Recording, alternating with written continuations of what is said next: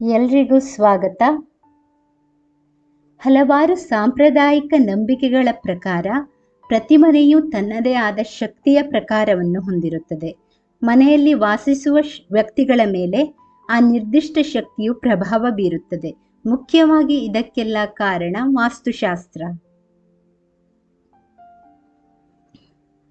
ಹಲವಾರು ಸಾಂಪ್ರದಾಯಿಕ ನಂಬಿಕೆಗಳ ಪ್ರಕಾರ ಪ್ರತಿ ಮನೆಯೂ ತನ್ನದೇ ಆದ ಶಕ್ತಿಯ ಪ್ರಕಾರವನ್ನು ಹೊಂದಿರುತ್ತದೆ.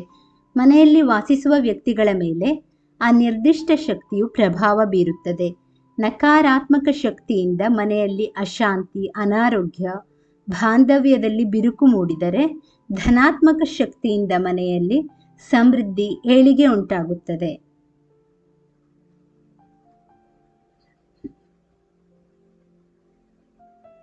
ಹಾಗಾಗಿ ಮನೆಯಲ್ಲಿ ವಾಸ್ತು ಸರಿಯಾಗಿದ್ದಲ್ಲಿ ಇಂತಹ ಧನಾತ್ಮಕ ಶಕ್ತಿಯು ಮನೆಯೊಳಗಿರುತ್ತದೆ. ಸರಿಯಾದ ವಾಸ್ತು ಸಲಹೆಗಳನ್ನು ಪಾಲಿಸುವುದರ ಮೂಲಕ ಮನೆಯಲ್ಲಿ ನಕಾರಾತ್ಮಕ ಶಕ್ತಿಯನ್ನು ತೊಲಗಿಸುವುದರ ಮೂಲಕ ಹೆಚ್ಚಿನ ನೆಮ್ಮದಿ, ಸಂತೋಷ ಕಂಡುಕೊಳ್ಳಬಹುದು.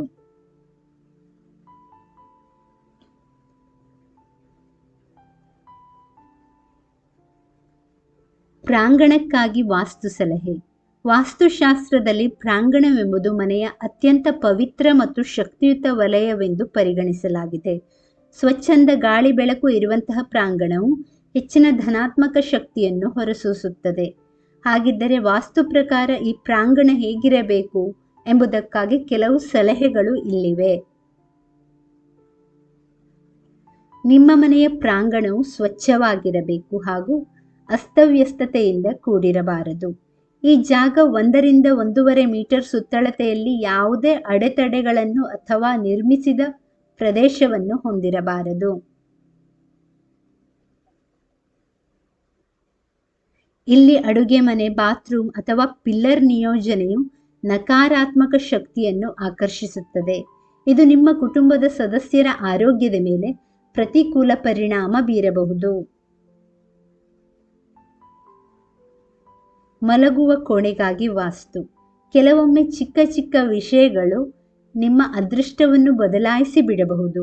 ನಿಮ್ಮ ಬೆಡ್ರೂಮ್ನ ವಾಸ್ತು ಸರಿಯಾಗಿದ್ದಲ್ಲಿ ಅದು ಧನಾತ್ಮಕ ಶಕ್ತಿಯನ್ನು ಹೆಚ್ಚಿಸುತ್ತದೆ, ದಂಪತಿಗಳ ನಡುವಿನ ಸಂಬಂಧವನ್ನು ಸುಧಾರಿಸುತ್ತದೆ ಎಂದು ಹೇಳಲಾಗುತ್ತದೆ.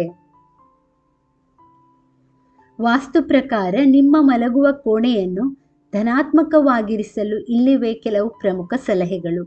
ತಾತ್ವಿಕವಾಗಿ ನೈಋತ್ಯ ದಿಕ್ಕಿನಲ್ಲಿ ಇರುವಂತಹ ಮಲಗುವ ಕೋಣೆ ಉತ್ತಮ ಆರೋಗ್ಯ ಮತ್ತು ಸಮೃದ್ಧಿಯನ್ನು ತರುತ್ತದೆ. ಮನೆಯ ಈಶಾನ್ಯ ಅಥವಾ ಆಗ್ನೇಯ ವಲಯದಲ್ಲಿ ಮಲಗುವ ಕೋಣೆಯನ್ನು ತಪ್ಪಿಸಿ, ಏಕೆಂದರೆ ಇದು ಆರೋಗ್ಯ ಸಮಸ್ಯೆಗಳಿಗೆ ಕಾರಣವಾಗಬಹುದು.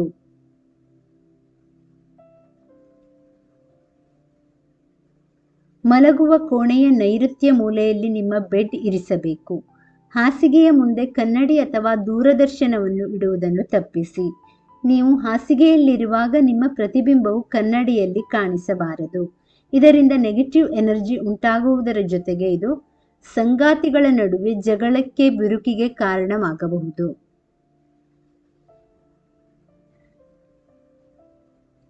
ಧನಾತ್ಮಕ ಶಕ್ತಿಯನ್ನು ಹೊರಸೂಸುವುದರಿಂದ ನಿಮ್ಮ ಮಲಗುವ ಕೋಣೆಯ ಗೋಡೆಗಳಿಗೆ ತಿಳಿಯಾದ ಬಣ್ಣಗಳನ್ನು ಬಳಿಯಿರಿ.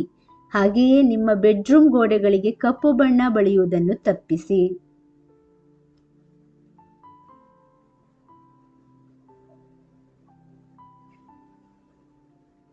ಮಲಗುವ ಕೋಣೆಯಲ್ಲಿ ದೇವಾಲಯದ ನೀರು ಅಥವಾ ಕಾರಂಜಿ ಚಿತ್ರಿಸಿರುವ ವರ್ಣಚಿತ್ರಗಳನ್ನು ಹೊಂದಿರುವುದನ್ನು ತಪ್ಪಿಸಿ, ಏಕೆಂದರೆ ಅದು ಭಾವನಾತ್ಮಕ ಪ್ರಕೋಪಗಳಿಗೆ ಕಾರಣವಾಗಬಹುದು. ಶಾಂತತೆಗಾಗಿ ರಚಿಸಲು ಮೂಡ್ ಲೈಟಿಂಗ್ ಅನ್ನು ಬಳಸಿ. ಸುಗಂಧ ತೈಲಗಳನ್ನು ಅಥವಾ ಧೂಪಗಳನ್ನು ಹಚ್ಚಿ.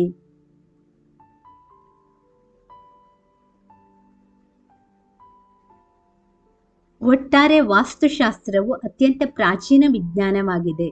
ಇದನ್ನು ಅನುಸರಿಸುವುದರಿಂದ ಬದುಕಿನಲ್ಲಿ ಅನೇಕ ತೊಂದರೆಗಳು ಬರುವುದನ್ನು ತಪ್ಪಿಸಬಹುದು ಎಂದು ಹೇಳಲಾಗುತ್ತದೆ. ಅಲ್ಲದೆ ಧನಾತ್ಮಕ ಶಕ್ತಿ ಮನೆಯೊಳಗೆ ಬರುವುದರಿಂದ ಸುಖ, ಶಾಂತಿ ಹಾಗೂ ನೆಮ್ಮದಿ ನೆಲೆಸುತ್ತದೆ.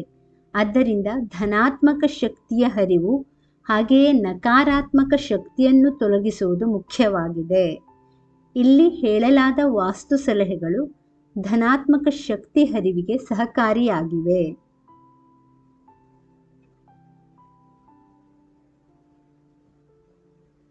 ಸ್ನೇಹಿತರೆ, ಈ ಮಾಹಿತಿ ಇಷ್ಟವಾದಲ್ಲಿ ದಯವಿಟ್ಟು ವಿಡಿಯೋವನ್ನು ಲೈಕ್ ಮಾಡಿ, ಚಾನಲನ್ನು ಸಬ್ಸ್ಕ್ರೈಬ್ ಮಾಡಿ. ಕೇಳಿದ್ದಕ್ಕಾಗಿ ಧನ್ಯವಾದಗಳು. Thank you for watching. Please like, share and subscribe to Ayushvani.